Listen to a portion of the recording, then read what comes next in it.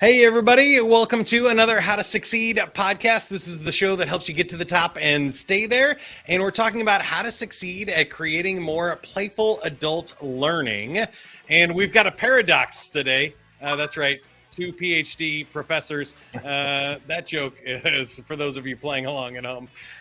Talking about professors at play. They wrote a book, and I have a little section in there. I contributed to it as well. Professors at Play, Playbook Real-World Techniques for a more playful higher education classroom, but that also includes a more playful sales call, a more playful training room in your corporation, and more engaging meetings. So we're going to talk about all of that and more here on the podcast this week. It's copyrighted by Sandler Systems LLC and protected by U.S. copyright laws. Sandler is the worldwide leader in sales management and customer service training with over 200 locations. Don't forget to hit subscribe to the podcast if you haven't already. All right, we are talking about how to succeed at creating a more playful adult learning. Let's start with you, David Thomas here. They can find you at professorsatplay.org. They can get the book for free if they want to download that and check out more of the cool stuff that you have going on. But I'll let you have opening remarks here, David. Why is creating a more playful learning environment important? Well, I'll just get to the underline really quick, which is the way we do education today is, let's just say, under optimized. We have fallen into some really, really bad routines in education. I mean, from little kids all the way up to adults. And certainly the work that Lisa and I do with Professors at Play looks at higher ed. So higher ed is undergraduate and graduate and really professional education. So we are interested in play as a way to fix education. And Lisa, I wanted to ask you here at the beginning why people don't play. How did we get this boring in the first place? And when did we decide that lecture was a good idea to get people to make change?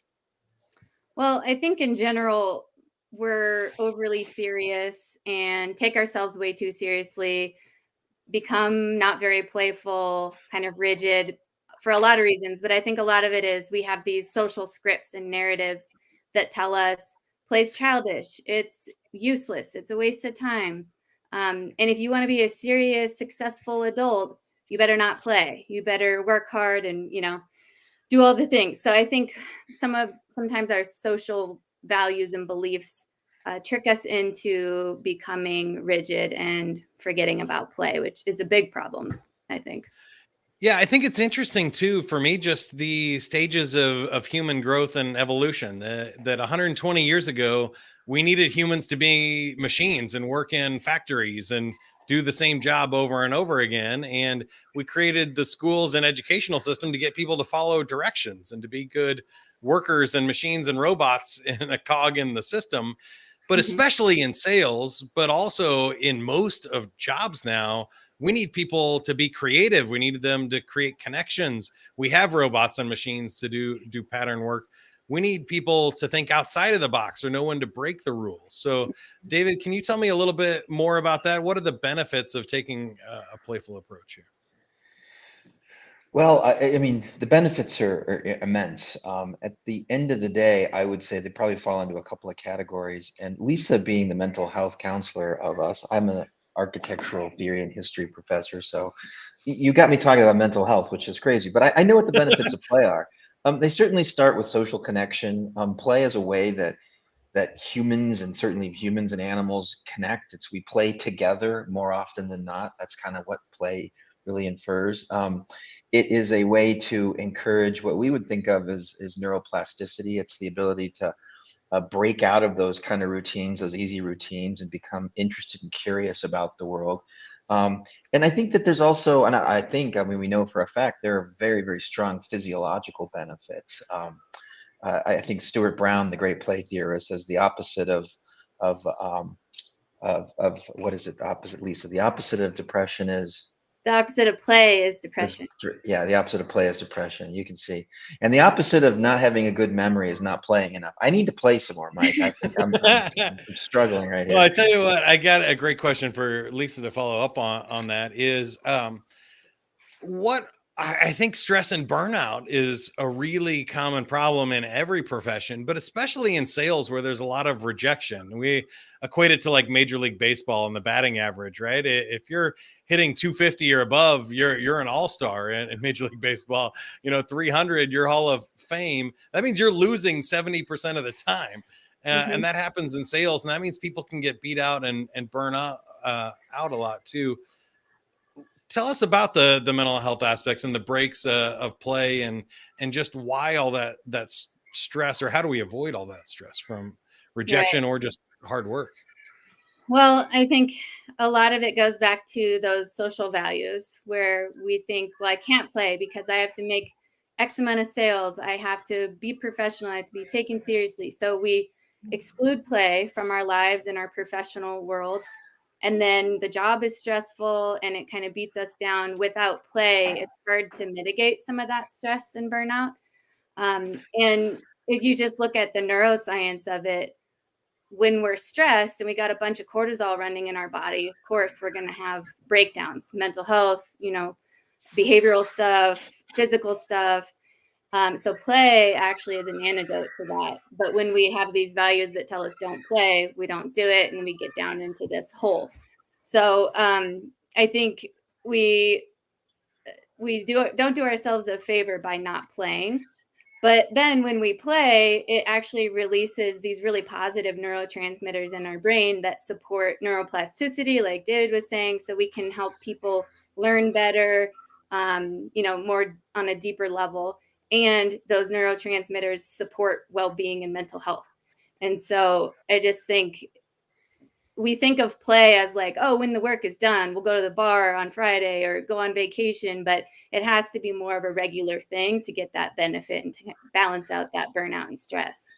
I think this might move us into the behavior bucket, but before we jump into how we actually do that, I think it's important to define play. I actually helped you out with a little bit of research there too at the university, and it's a tough ask, but maybe we should define this for people, because if we're talking about in a sales call or in a corporate training program, we're not necessarily talking about goofing around and playing with no purpose whatsoever or playing a sport. That might not help us accomplish the goals, but there's a lot of different ways to define play and incorporate play into the work that we're currently doing.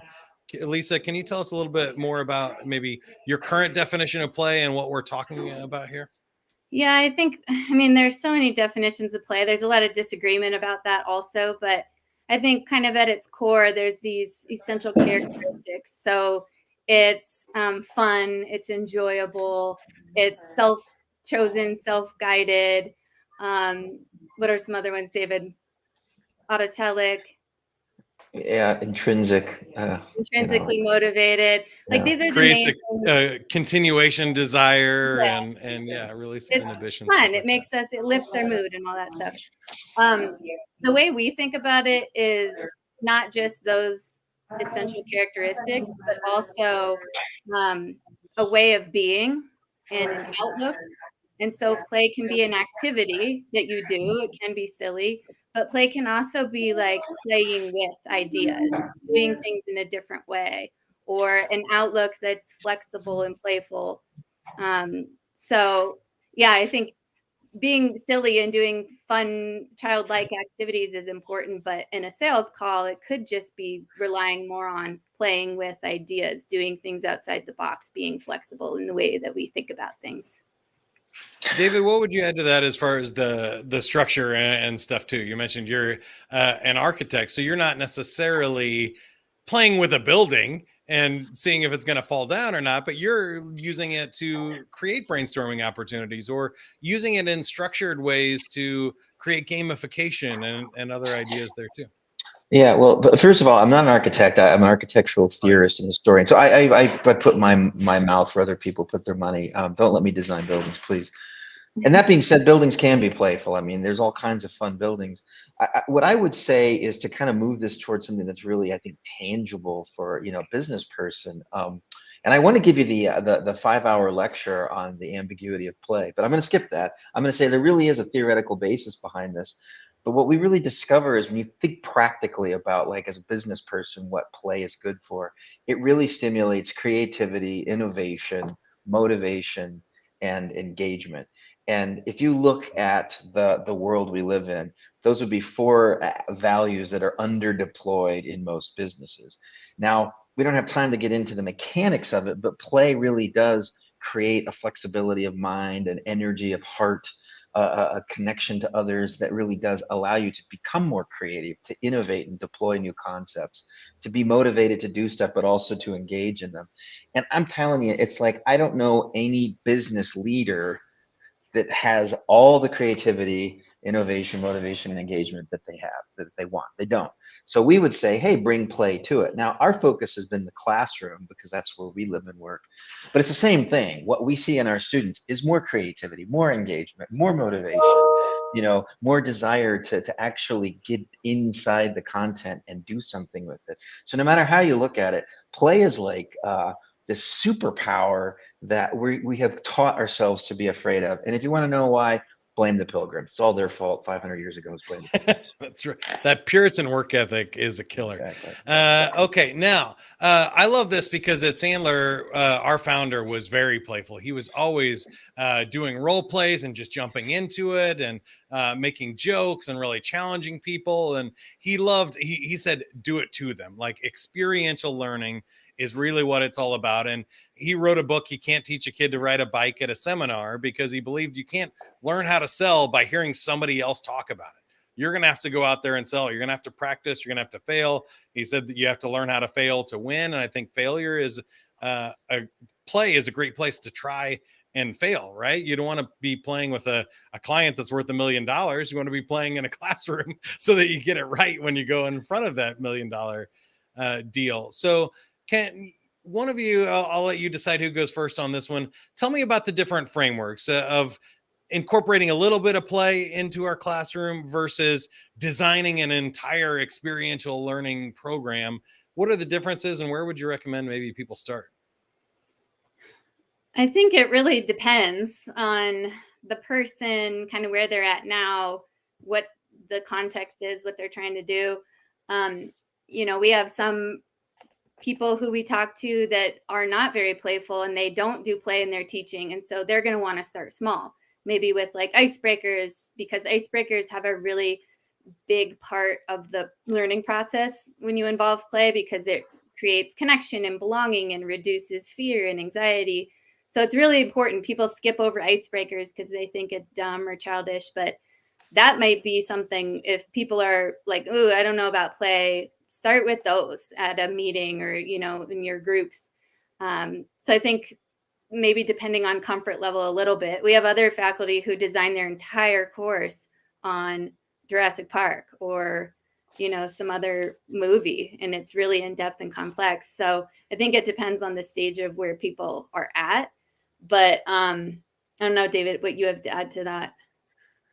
I think what we're talking about here is probably taste, and it's just, let's call it office environment or culture. I mean, if you work in a really straight-laced environment where everyone is dressed business formal and, sir and ma'am, and I mean, there's still places, pockets of that.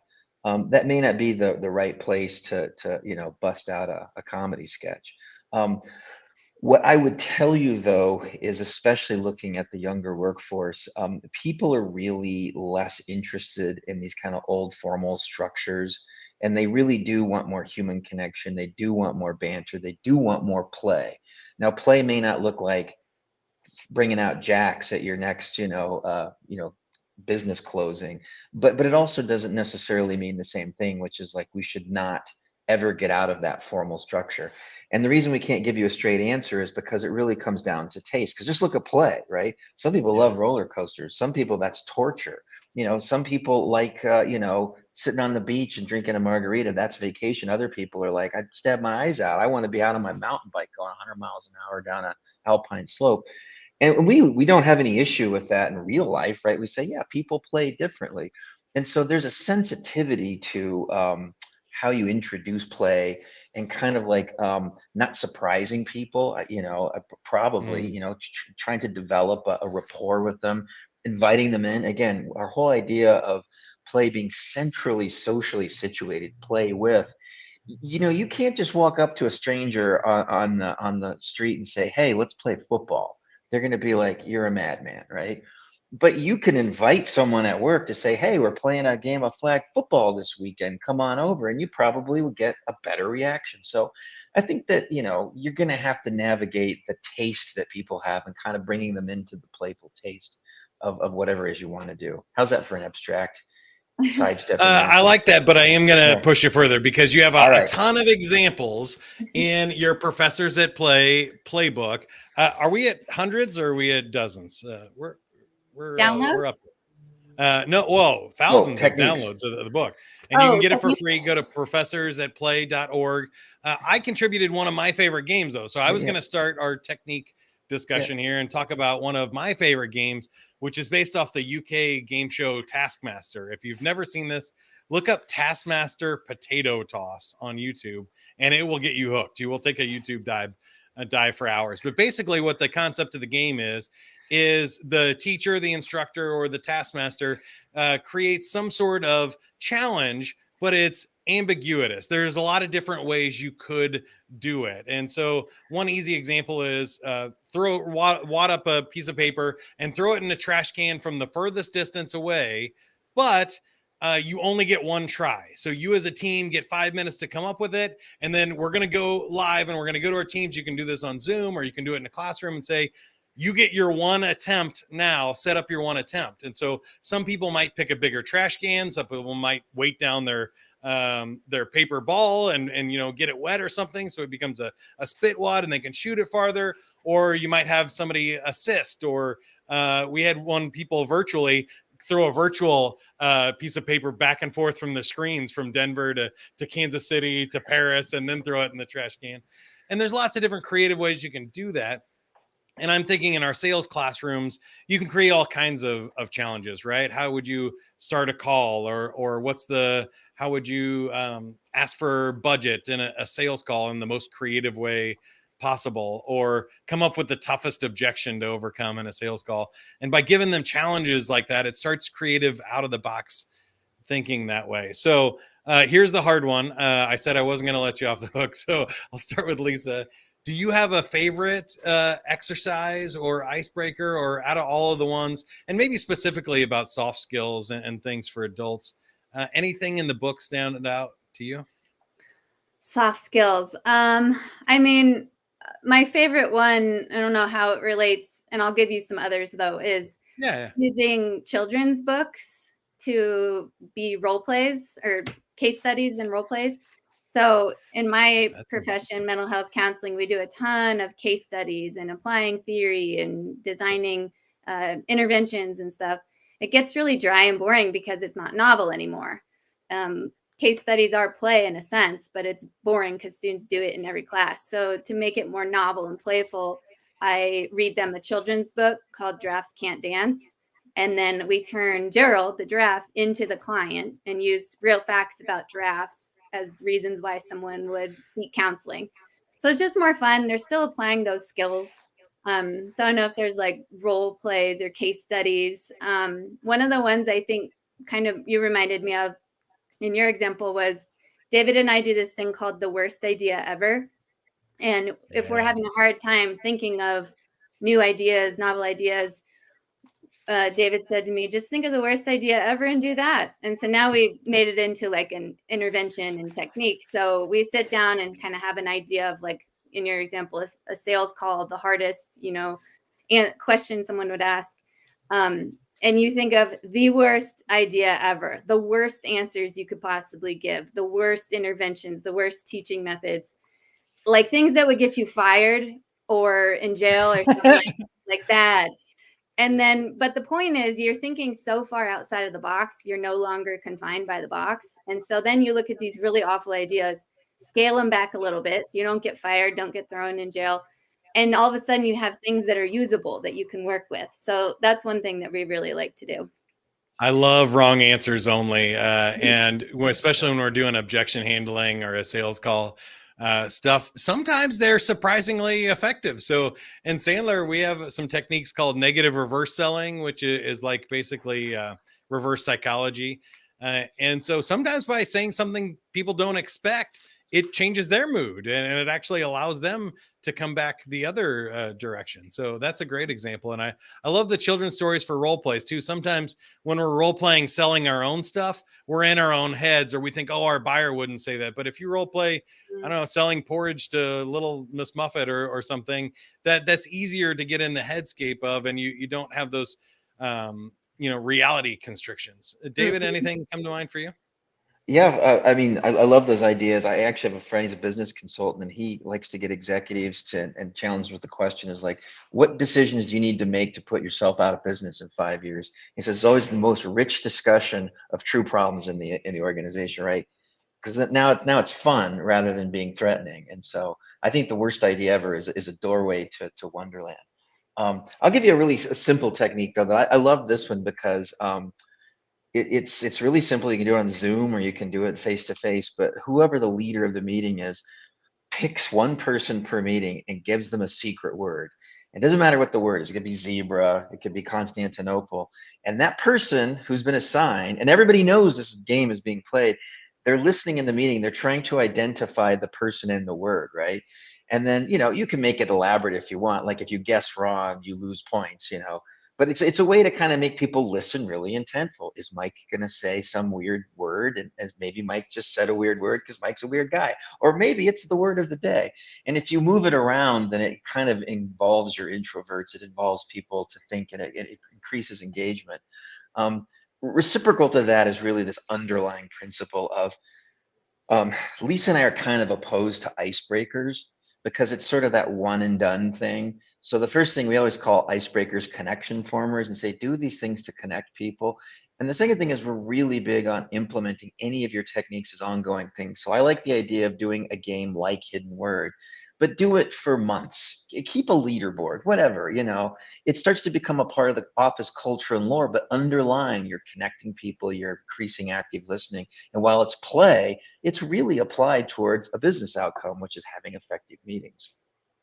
I love those two. So you reminded me of ones that I've done on the podcast here before. If you look back in our previous episodes, we did a buzzword bingo where we had a bingo sheet that you could download of all the corporate buzzwords you'd hear in a typical sales meeting or a conference. If you're in a sales kickoff for 2 days, create the whole bingo sheet and you can play blackout or 5 in a row. But you set it up that like when you get 5 in a row, you have to stand up and yell bingo no matter where we are in the presentation or performance. Like all the speakers know this. So you got ROI and synergy and all the corporate buzzwords on there that you got to listen for and check off your sheet. That one's great. We also did a role play roulette where I did funny voices with one of our other sales trainers. And so you have to do the sales training role play as if you're Sean Connery or, Christopher Walken. Awesome. And it really makes the role play a lot more entertaining. One last meta technique that I would give you is like give people prizes. I mean, they don't have to be a new car. Like in higher ed, students love stickers. They stick them on their water bottles. Again, pick something that's authentic to your office culture. But man, a 20, 50-cent sticker, it's a prize. Give people prizes for playing. I used to say people will do a lot for a free t-shirt. I was the prize guy at the radio station, and man, you can get people to do some things for a free shirt for sure. Lisa, you had a thought there? Oh, I was just thinking of, you were asking about soft skills, and I am a mental health therapist, so I train people to do that. We have to talk about feelings and empathy and all that. And I think there's a lot of crossover for sales in terms of understanding the emotions of who you're trying to sell to or what motivates them. So I was just thinking of, it's also in that book you showed earlier, is a feeling wheel. I don't know if people have seen that. It's like concentric circles, and in the center most circle, there's the core feeling words. And then as you go out, there are synonyms for those core feeling words. And it's important for counseling because if we're trying to empathize or reflect a feeling, we have to have an expanded feeling vocabulary. So I wonder if that might be important for salespeople to reflect a feeling if somebody's getting irritated with them or somebody's upset about something. So I do this game where I give my students a blank feeling wheel. Everything's blank except the core feelings. And then they have 7 minutes to, in teams, fill out as many synonyms to those core feelings like sad, happy, surprised. as they can. And then, there could be a discussion of the feeling words and expanding vocabulary, and then perhaps like role plays of an angry client or a scared client or fearful client, and then reflecting those feelings. So I think there's a lot to be said for feelings and empathy in sales that I think maybe doesn't Yeah, get. that's a great one. We talk about it a lot and the different levels of pain. So nobody ever comes out and says like, I'm scared of losing my job, my wife, and living in a van down by the river. They tell you like, oh, I'm concerned about the profit on our, deals or whatever. We're doing too much discounting. They always start at that high level stuff, like you said, just indicators of those pain and real emotional feelings. That would be a great role play and an example to do in sales with your teams, is talking about some of those deeper feelings. And so I want to remind everybody again, you can download the electronic version for free, the Professors at Play Playbook. You can Google that or just go to professorsatplay.org. There's a link where you can download that for free. And if you want the big book version, you can buy those too. And Lisa and Dave would appreciate it. All right. Now, before we let you go, I want to get to know you a little bit better. So these are my cheesy job interview questions. Let's start with Dave this time. How do you define success at this point in your career? Doing what you want me to do very well. There you go. That's a nice, easy answer. Success for other people. Lisa, do you have a more intrinsic definition of success? Or are you going with that? Yeah, his is focused on like pleasing others. Mine was the opposite. Success is finding what you're passionate about and directing your energy there. I love that. Now, this is my favorite question of the whole podcast.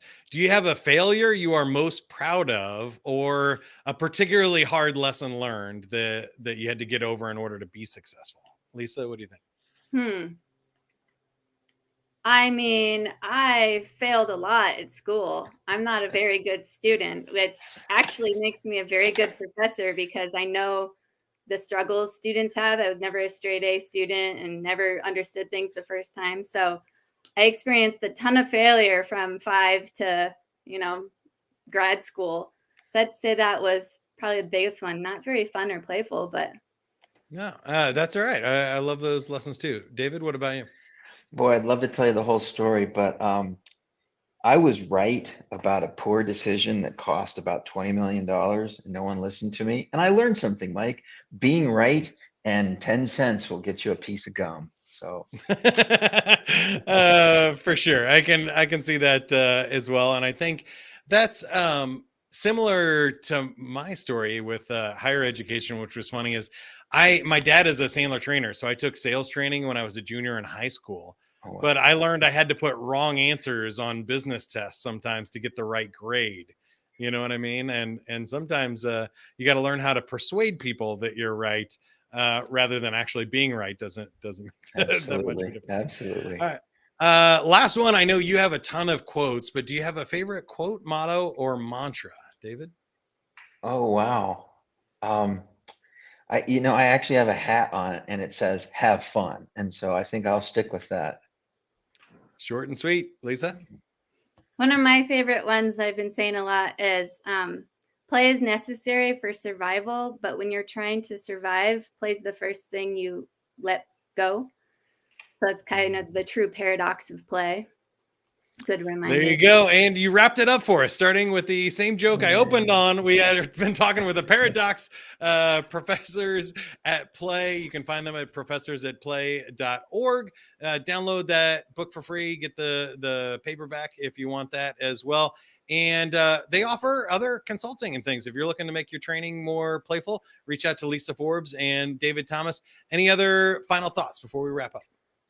Always fun talking to you, Mike. Great to have you here again. I would encourage everybody to stop having office meetings and start having Frisbee meetings. They're really fun and energizing and still productive. I love it. Yes, more fun meetings and trainings for sure. It's going around today. This is how to succeed at creating more playful adult learning. If you want to learn more about Sandler, you can go to Sandler.com, download any of our free resources as well. Subscribe to this podcast, share it with somebody that you think needs to hear it. And as always, whatever you are, be a good one. That's what I always say. The How to Succeed podcast is brought to you by Sandler, the worldwide leader with over 200 training locations. For more information, go to sandler.com.